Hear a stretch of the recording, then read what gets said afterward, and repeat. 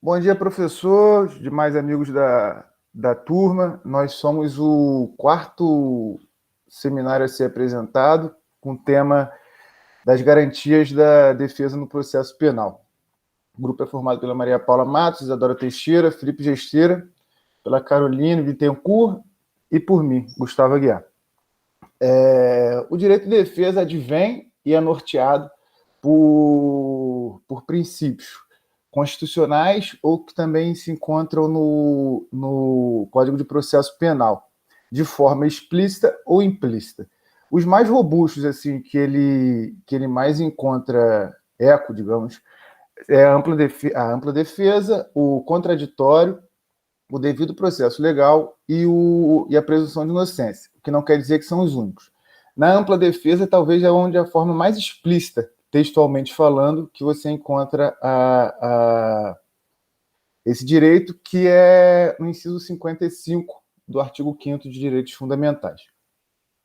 Outros princípios que a gente pode citar, que servem para o processo de uma forma geral, mas que também ecoam no exercício da defesa, a questão do juiz natural, a adoção de meios racionais para a admissão e valoração do conjunto probatório, enfim, tem vários.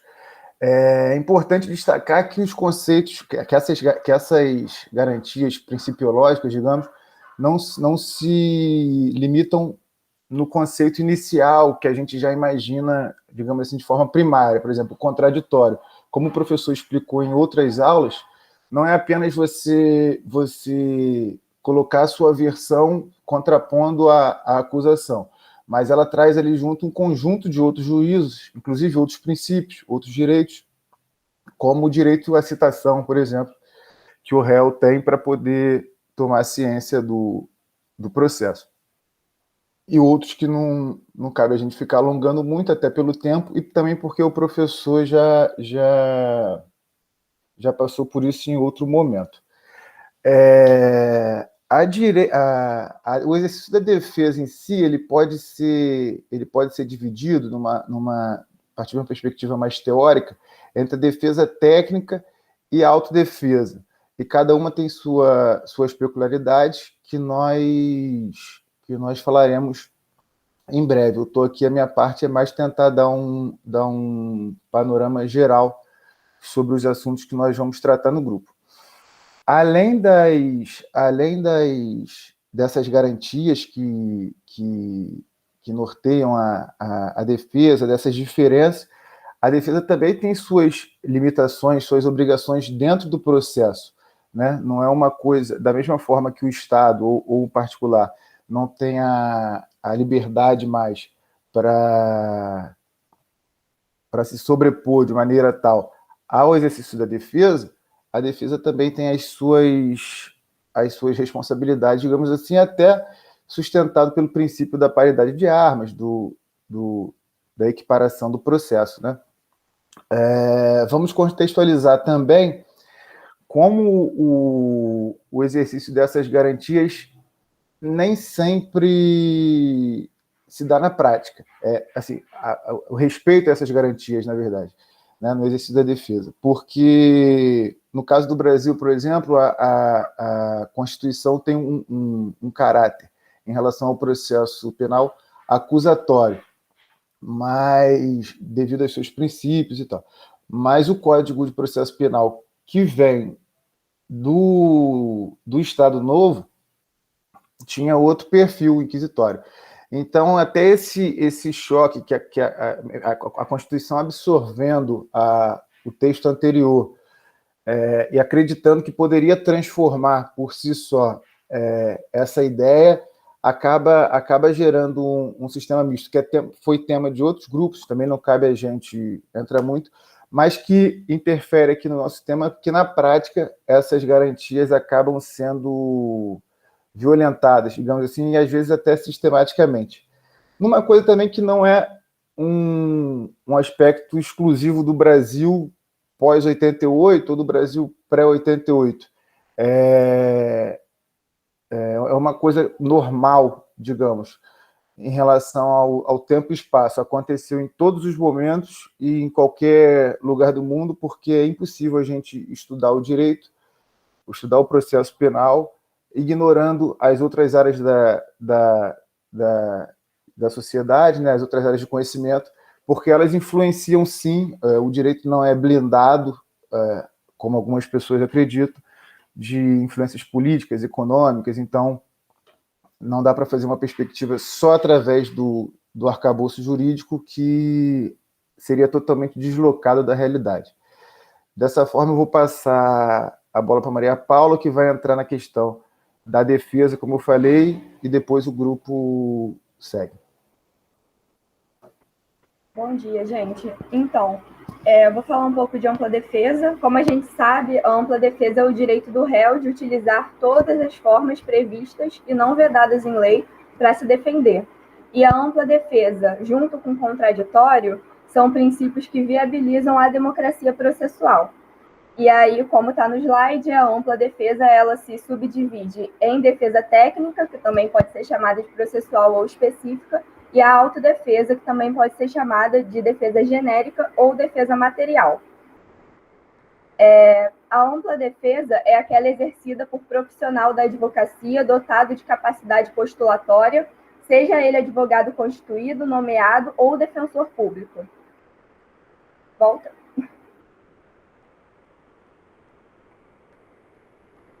Isadora? Para que a defesa seja de fato ampla, ela deve se apresentar também como uma defesa necessária, indeclinável, plena e efetiva, segundo a Constituição doutrinária, e é disso que eu vou falar um pouco no próximo slide.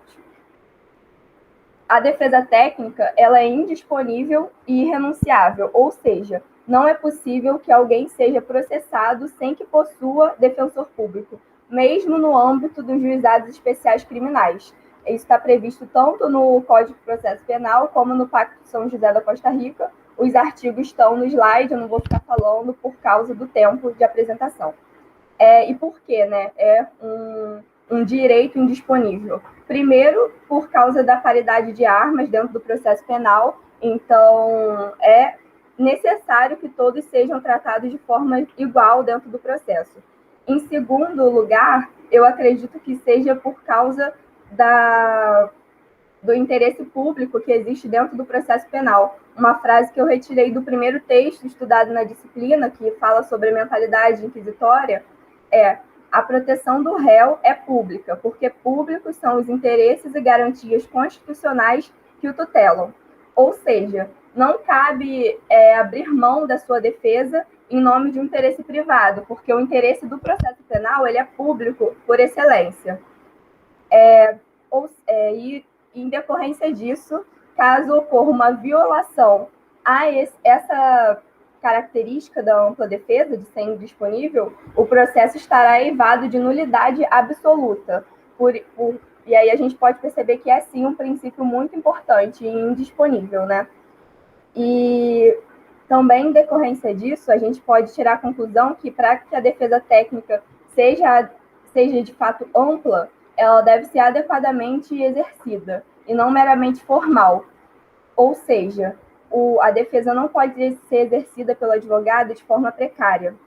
O advogado não pode se omitir, deve prestar a defesa da melhor forma possível, com um real objetivo de defender o acusado, né, sob pena do acusado ser considerado indefeso.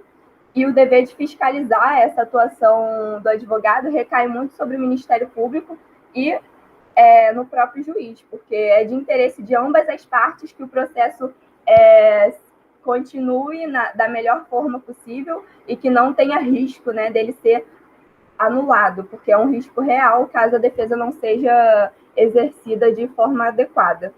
E aí uma observação que a gente pode tirar disso é que é possível que o mesmo advogado ele exerça a defesa de dois réus no mesmo processo, por exemplo. Porém, se esses réus adotarem teses conflitantes, essa defesa não vai ser mais possível, justamente por causa dessa característica da ampla defesa. Se um dos réus se encontra prejudicado, não é possível que o mesmo advogado realize a defesa de ambos, por exemplo, né? Pode passar o slide. E aí, mais desdobramentos que a gente pode tirar da ampla defesa e das suas garantias. Primeiro é o direito de escolha do defensor público, né? Em razão da relação de confiança que se estabelece entre cliente e advogado, todos os réus têm o direito, qualquer pessoa, né, tem o direito de escolher por quem será defendido. E aí, em caso, por exemplo, de renúncia do advogado, o juiz deve intimar o réu, primeiramente, antes de nomear advogado dativo ou defensor público. O réu não pode estar sem defensor dentro de processo, mas se ocorre uma denúncia, o juiz tem que antes entrar em contato com o réu, né, através de uma intimação, para que ele, querendo, nomeie advogado de sua preferência. Aí, se o réu permanecer inerte, o juiz deve intimar advogado dativo ou defensor público. Mas primeiro fica resguardado esse direito do réu, inclusive está previsto no artigo 263, que a qualquer tempo o réu pode nomear outro advogado de sua confiança.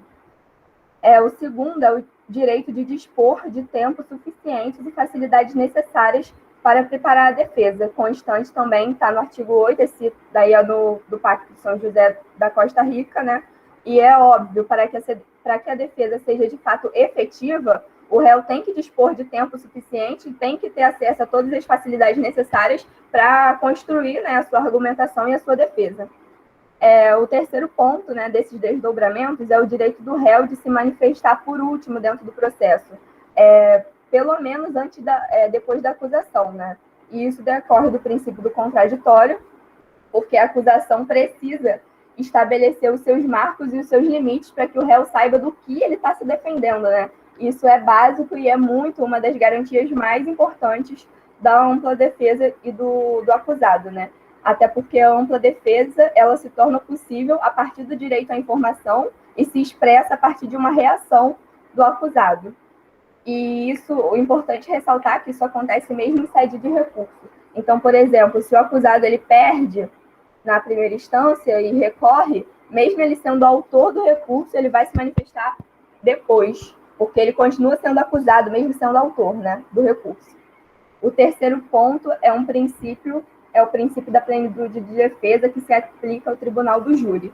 É um princípio que só se aplica ao tribunal do júri e ele constitui também a ampla defesa. Ele abrange a ampla defesa, mas vai além da ampla defesa, justamente porque no tribunal do júri, os destinatários das provas constituídas são os juízes leigos. Então, por essa diferenciação, essa característica peculiar do tribunal do júri, a ampla defesa se expressa de forma mais ampla através da plenitude de defesa. Ou seja, são permitidos que se usem outros argumentos não jurídicos, como religiosos, sociais, políticos, e uma situação, por exemplo, o juiz determina prazo para rolar testemunhas, e aí todos arrolam as testemunhas, mas chega no dia da oitiva e o réu traz uma testemunha que não estava arrolada inicialmente. Em nome da plenitude de defesa, especialmente no tribunal do júri, o juiz pode ouvir essa testemunha que não estava prevista inicialmente, justamente pela característica especial, né? E aí eu termino aqui a defesa técnica e passo a palavra para a Carol falar um pouco da autodefesa.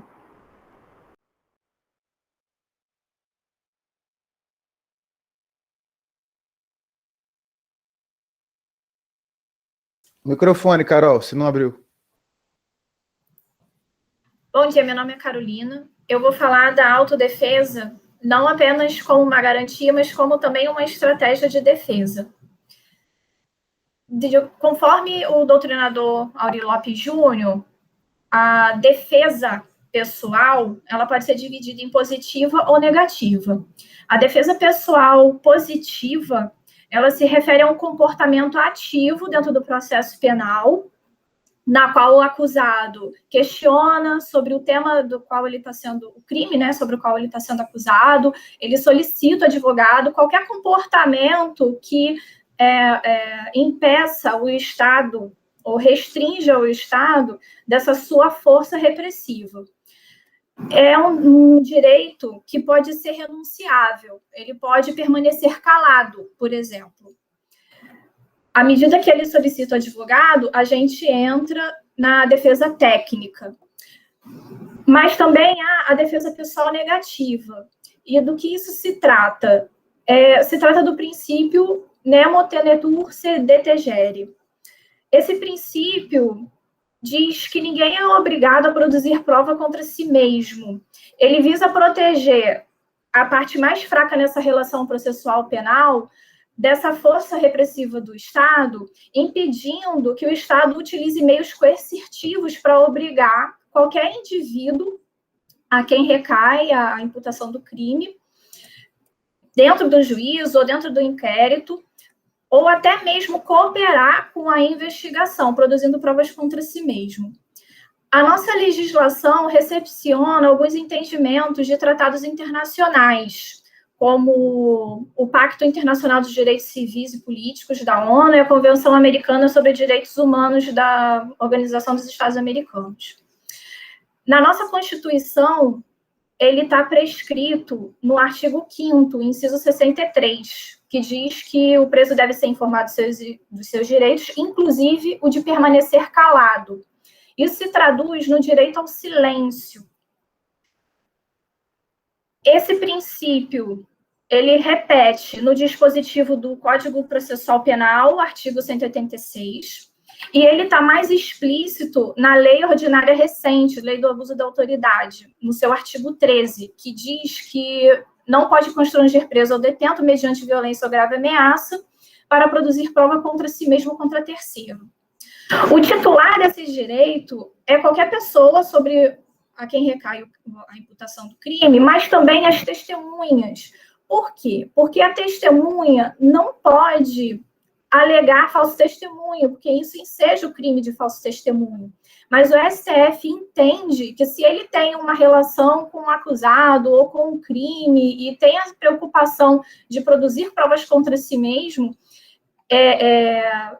ele pode exigir esse direito e não ser acusado do crime de falso testemunho. Quais são os desdobramentos do princípio nemo tenetur se detegere? O primeiro que a gente falou, que é o direito ao silêncio. Então, o direito ao silêncio não pode ser considerado a confissão do crime, não pode ser considerado falta de defesa e nem pode prejudicá-lo dentro do processo penal. Outro quesito é o direito de não ser coagido a confessar a prática do ilícito penal, nem pela autoridade policial, nem mesmo pelo juiz, e aí, relembrando o artigo 13 da Lei do Abuso da Autoridade, que a gente já viu, o direito de mentir, né, a prerrogativa dele não dizer a verdade para se autoincriminar.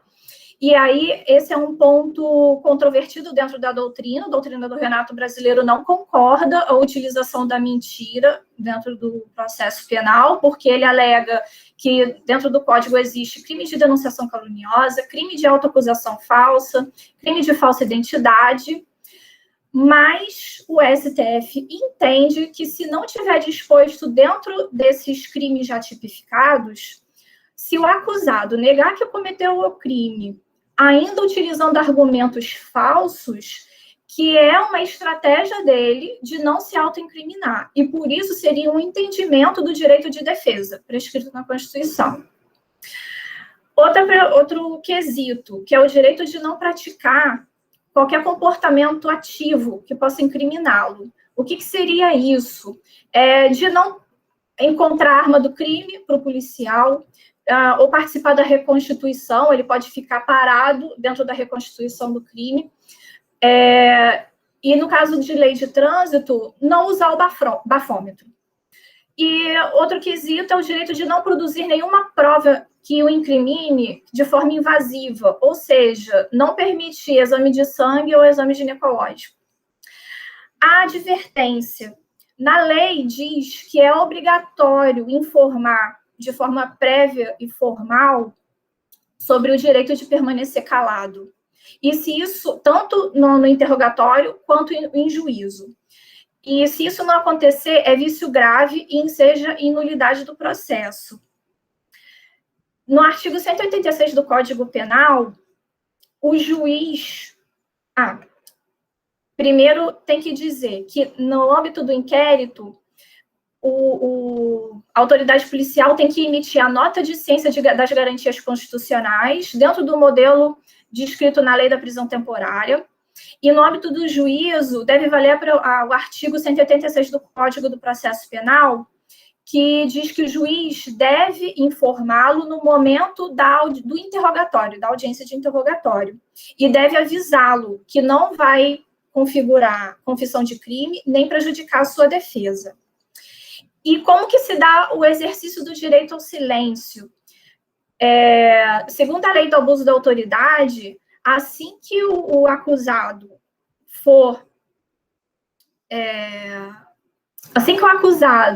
disser que quer se valer do direito ao silêncio, a autoridade policial precisa interromper no ato o interrogatório e não formular mais nenhuma pergunta, senão entra no dispositivo do artigo 15, que criminaliza a conduta do agente público que prossegue com o interrogatório da pessoa que solicita o uso do direito ao silêncio. Obrigada. Oi, professora. Agora eu vou trazer a minha parte da apresentação. Eu optei por trazer uma visão um pouco mais crítica em relação aos princípios aqui já demonstrados pelos colegas, porque nem sempre esses princípios são, de fato, aplicados e essas garantias são vistas ao longo do curso do processo penal brasileiro. Resumindo tudo que foi falado, eu acredito que o sistema processual penal deve obedecer ao devido processo legal, sendo o julgador sempre imparcial e o acusado sempre inocente por presunção. E, como já falado aqui diversas vezes a questão da imparcialidade, o magistrado tem essa obrigação de permanecer inerte e de não agir por conta própria e perseguir o crime de alguma forma, que é o que a gente vê muitas vezes acontecendo em situações aqui no Brasil.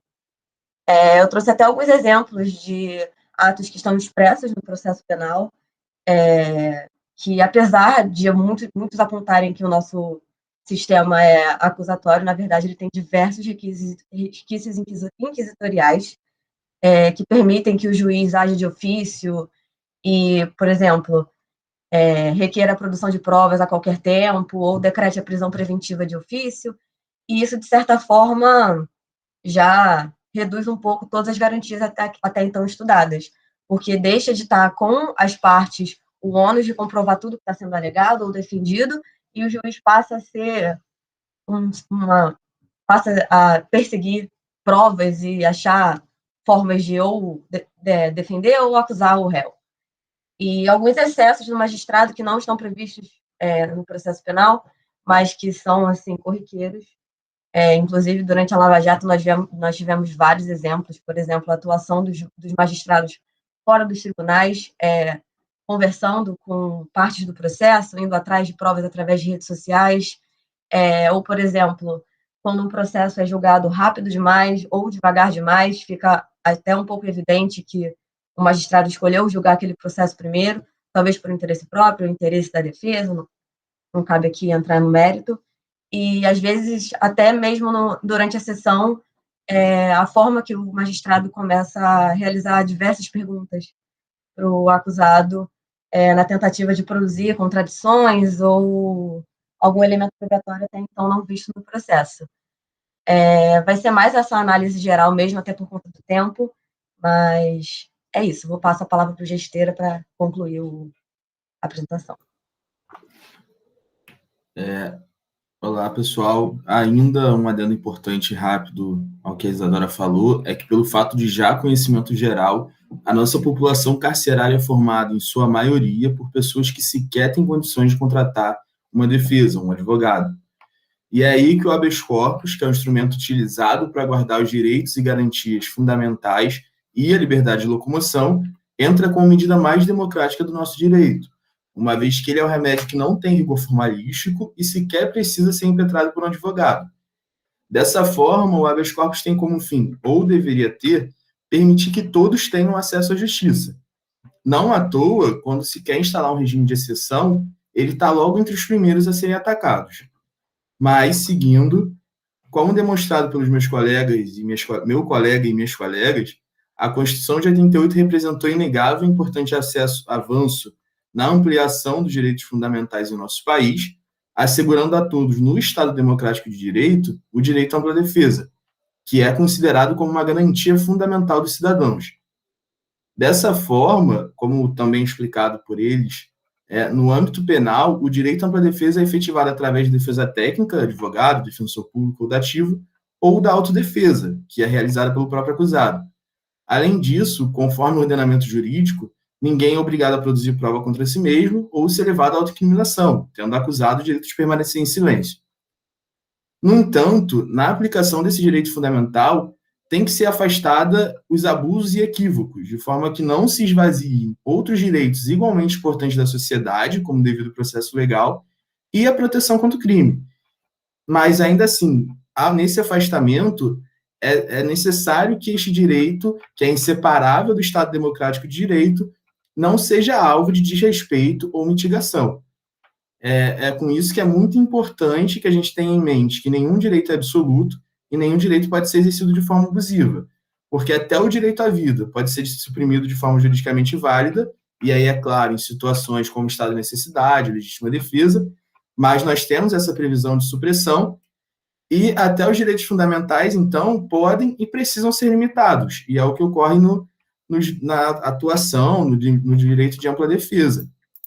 E aí eles vêm com essa limitação justamente para evitar abusos, devendo ser necessário um cuidado para que se resguarde o núcleo essencial deles, como dito, para que a limitação não esvazie ou suprima, mas ainda assim eles sejam amplamente exercitados dentro de certos limites. Pode passar, Isadora, por favor. O Fernando de Almeida Pedroso, ele traz para a gente, por exemplo, que a amplitude de defesa não se traduz por defesa restrita e limitada. Isso significa que a liberdade de atuação se dá dentro dos limites traçados e antepostos a tal direito, ou seja, há uma liberdade de atuação dentro dos limites em que a defesa há de se conter. E é com o fim de garantir que a marcha processual não se estagne, que ela não pare, que a lei penal traz aos sujeitos do processo uma série de condutas que precisam ser observadas. Daí, vindo já para o direito à ampla defesa, que contém o direito ao contraditório, a sua limitação pode ser enxergada em pontos bem práticos e simples, como, por exemplo, o réu, no exercício de seu direito, não está dispensado de cumprir prazo e outros requisitos processuais. Esse direito também não lhe permite recorrer indefinidamente nem praticar manobras procrastinatórias que gerem atrasos deliberados ao processo. Outros exemplos são de que o direito não autoriza a produzir provas ilícitas ou inúteis ao esclarecimento dos fatos, não lhe dá a prerrogativa de ter todos os pleitos acatados pelo juiz, há uma limitação no número de testemunhas, onde o número legal de testemunhas arrolada pelo defensor no momento da defesa prévia é de 8, e não são admitidas manobras ilegais ou imorais, como a preparação maliciosa de testemunhas, com fins de enganar a justiça, ou o uso de identidade falsa, que é inclusive um debate que esteve em alta recentemente. Então, alguns abusos do direito de defesa podem até ser criminosos, como a coação de testemunhas ou peritos, ou a fraude durante o processo para poder forjar provas. E aí, ponto bastante interessante também, passa aí, Isadora, por favor, é quanto à limitação no caso das provas documentais. Porque, no geral, o processo penal ele permite que os documentos sejam apresentados em qualquer fase do processo, porém, no rito processual dos crimes dolosos contra vidas, de competência do júri, existem duas exceções que limitam a defesa técnica. A primeira delas vem ainda no momento das alegações, que antecede a sentença.